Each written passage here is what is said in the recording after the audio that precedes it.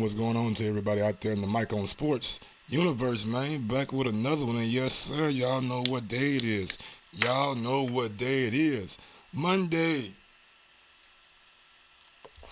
It's time to review the week in the NFL and preview the Monday Night Football game. I know y'all excited about that, so let's shit. Without further ado, let's go and get down into it. First game we got on the docket. Let me see. We have the Falcons and the Panthers. I mean, and honestly, I think the honeymoon with Kyle Allen is over. You guys heard me talk yesterday on the fourth quarter Red Zone live game chat. You can find me there every Sunday around 3:30. You know what I'm saying? To count down all the fourth quarter action from the Red Zone. And yeah, man, the Falcons really just put their foot on the Panthers' head, on the neck, and really just beat the dog shit out of them. 29-3. Matt Ryan had 311 yards, one touchdown. Calvin Ridley had a big game with 8 receptions and 143 yards and one touchdown. So big ups to Ridley. McCaffrey, 14 attempts, 70 yards. Then he had another, I believe, 11 receptions for 121 yards. So he's getting his numbers. He's doing his thing. Almost a 200-yard day, but the Panthers have really been struggling ever since, I guess, the defenses in the NFL have caught up with Kyle Allen. And he had 325 yards passing, but they were down most of the game, so he threw a lot of passes. Had four interceptions. One thing we all know in the NFL, as a quarterback, you could not turn the ball over like that, and 4 times in one game is just entirely too many. And don't look now, the Falcons have won 3 straight games. 3 straight games. Now, I know they're still on the outside looking in, but hey, if they were able to go 9-7, win and win out, who knows? Next game on the docket, man, we got the Redskins versus the Jet, 34-17. Sam Darnold, man, looking like he was worthy of possibly being the number 1 pick over Baker Mayfield. 293 yards passing, 4 touchdowns, 1 interception. Really was slinging that ball. Griffin had 5 receptions, 109 yards, 1 touchdown. Le'Veon Bell had 18 attempts, 59 yards, 1 touchdown. The young rookie Haskins tried to mount a little comeback, 214-yard passing, 2 touchdowns, 1 interception. Adrian Peterson still running that ball, 9 attempts, 25 yards. And some guy named T. McLaren, 3 receptions for 65 yards. Honestly, man, I thought the Jets was going to be a little bit better. I thought with Sam Darnold being in his second year and them getting Le'Veon Bell, I did think that they were going to be just a little bit better. Now, my game of the week, a game that I watched live, game that I was in tune for, the Texans and the Ravens. And man, oh man, the Ravens keep making statements week after week after week after week. I mean, it is truly nice to see, you know what I'm saying, to be real with you. I like the Ravens, man. I really do. I think they really have what it takes to make a deep kind of playoff run. They have the defense. They have the offense that scores at a high clip. Yesterday they put 41 points up on the Texans, and it was 0-0 after the first quarter. So Watson, I mean, it was a combination of both from Deshaun. He was not only holding on to the ball too much, but I felt like the line could do a better job at protecting him. But nevertheless, man, you got to take your hats off to the Ravens and their game plan to go out there and neutralize Hopkins. Hopkins, he had 7 receptions, 80 yards, no touchdown. So, I mean, you can say that that's fairly neutral for a guy of his caliber and skill. Carlos Hyde had 9 attempts, 65 yards, and 1 touchdown, and majority of his yards came on one big long run that he had, I believe, in the fourth quarter. And Deshaun Watson had 169 yards and 1 touchdown. Those are not the kind of numbers that you need from Deshaun Watson. I'm not really a big fan of Bill O'Brien. It's on too many occasions. It just seems like whatever scheme and game plan they have is just not working out with Deshaun. I mean, if you know your line can't protect and can't really block, why have Deshaun do a 5 Instead of drop War 4, instead of dropping, survey the field. You got to start getting the ball out quicker. Start throwing more screens. Start throwing more bubbles. Start throwing more slants. Start throwing more crosses. Start throwing more delays and draws and things like that. But who am I? I don't know shit about football, man. Moving right along, but I don't. I got to get to that bad man. 222 yards, 4 touchdowns, man. Lamar Jackson has to be. I know Russell Wilson had an incredible game on Monday Night Football, and that swayed me then. But yesterday, I got swayed back, man. Lamar Jackson is out here, and he's utterly putting on a clinic every week, passing the ball, running the ball, picking his teammates up, being that motivating, being that beacon of hope that they lead to when they need a score. And right now, man, he's been doing his thing. Gus Edwards had a big game, 8 attempts, 112 yards, 1 touchdown, and even Mark Ingram had a nice run in a reception where he broke a tackle and made it to the end zone. Mark Andrews, man, steady hand at the tight end position, even though they got 3 of them, 4 receptions for 75 yards and 1 touchdown. So the Baltimore Ravens are definitely a contender and a team that you wanna be on the lookout for in the playoffs. Moving right along to the Broncos and Vikings, man. Kirk Cousins, big game. Kirk, 319 yards, 3 touchdowns. Dalvin Cook, 11 attempts, 25 yards, 1 touchdown. The Broncos defense made a concerted effort to take Dalvin Cook out the game. And from the halftime on, man, the Vikings were playing catch-up, so it wasn't that much running. Stephon Diggs, 5 receptions, 121 yards, 1 touchdown. The Broncos had a 20-point lead in the first half, and they squandered it away by only scoring 3 points in the second half. Tough year for the Broncos, man. Can't really say much more than that, man. They traded away a lot of their talent. Don't have the quarterback. Joe Flacco is out.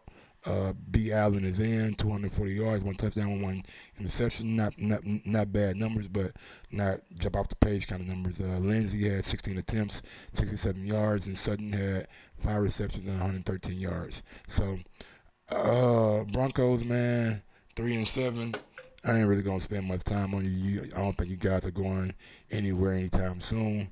And yeah, man. Saints and Buccaneers, man, moving right along to the NFC South. Drew Brees back in action, man. 228 yards, 3 touchdowns, throwing dimes to his guy.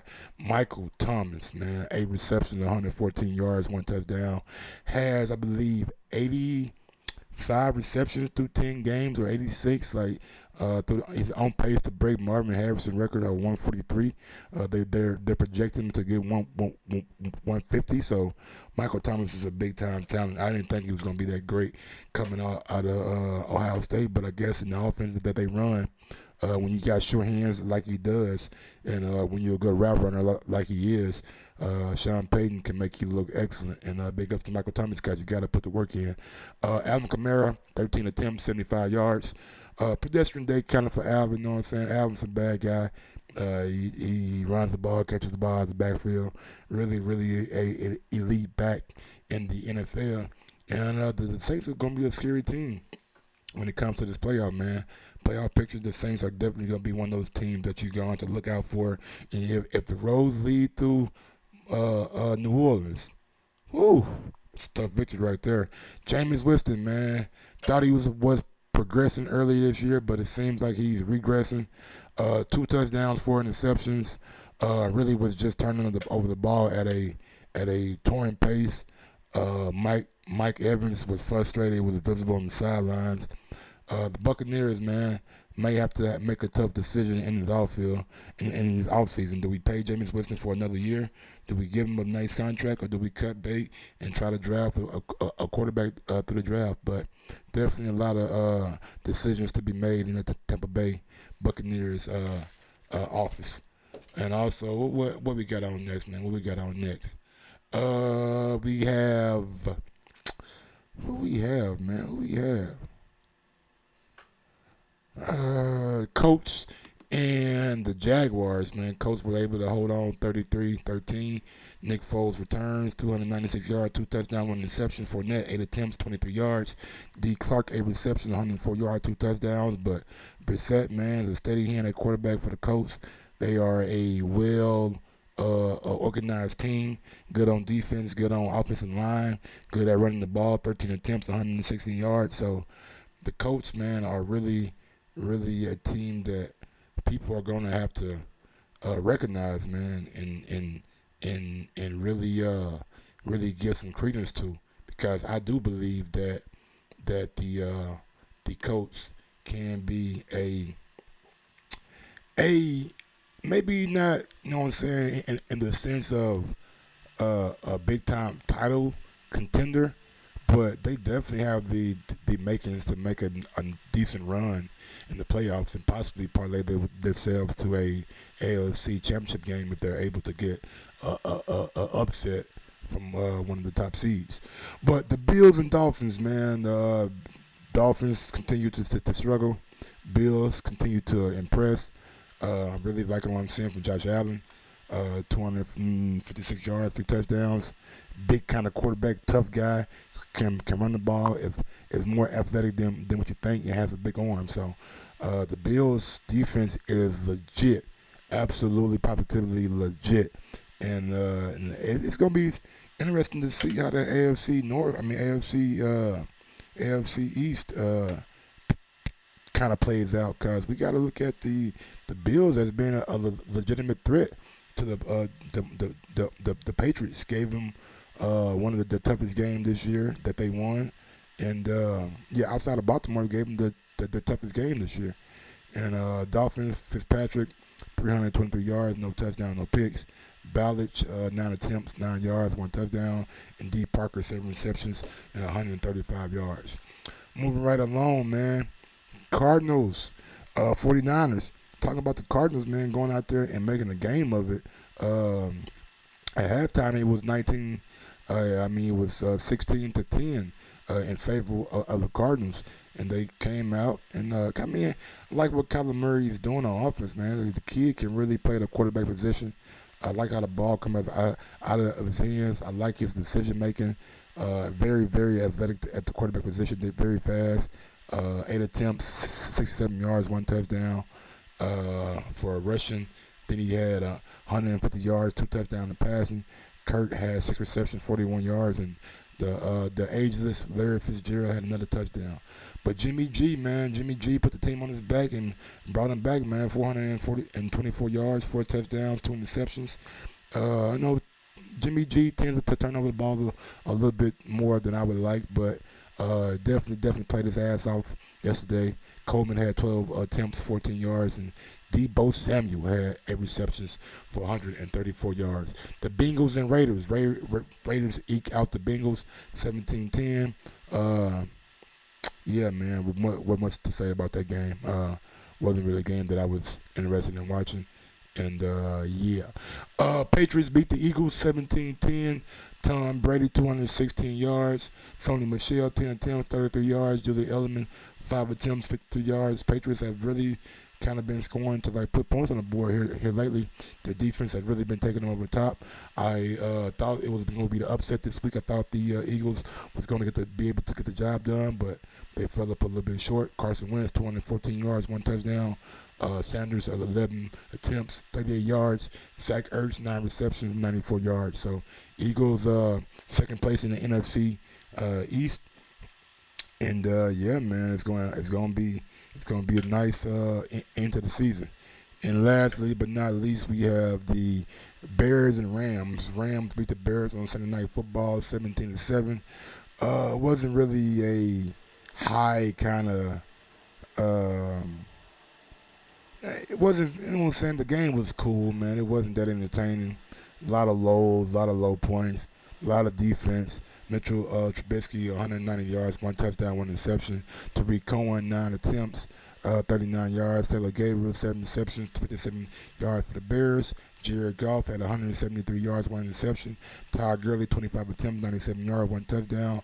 And Reynolds had 3 receptions for 55 yards. Yeah, man, the Bears are going to be looking for a quarterback, too, in the near future. And Thursday Night Football, Steelers lost to the Browns 21-7, and as we all know, I covered that, and we have a fight that broke out that game. So, yeah, it is what it is. But on for the lookout tonight, The Chargers and the Chiefs, man. Chargers and the Chiefs. Let's look at that right quick and let's see what we got to talk about with that. Chargers and Chiefs, man. Chiefs, man. I don't really expect much from the Chargers. Chiefs offense is prolific, 301st in the NFL at passing yards, third overall in total yards, 24th in rushing. Patrick Mahomes is just playing on another level. Um, the Chargers, man, just they let you down a lot, man. So I'm not really putting much stock into the Chargers tonight per se, but it is what it is, man. Let the Chargers have their little Monday night shine, and I just think Patrick Mahomes is gonna come out and really just put it on these boys, man. Like I'm not seeing anything from the Chargers that tell me any different, man. Even though the Chargers are a very, very talented team, got quarterback, got running back, got a good defense, it just seems like they can't put it together when it all counts. It seems like they make a bonehead penalty or do something, turnover, or give up a big score, and that correlate to them losing. So, I'm not expecting the Chargers to give Chiefs much of a challenge. I think with a healthy Tyreek Hill and Shady McCoy and Damian Williams and a guy named Sammy Watkins and number 11. I mean, the list is on and on. They have a lot of weapons, and I don't expect the Chargers to be able to contain that high-power offense. But yeah, man, that's been the Week 12 NFL review. You know what I'm saying? I appreciate y'all for joining me. I appreciate y'all for coming in and coming through. And until next time, man, peace out. Yes, sir.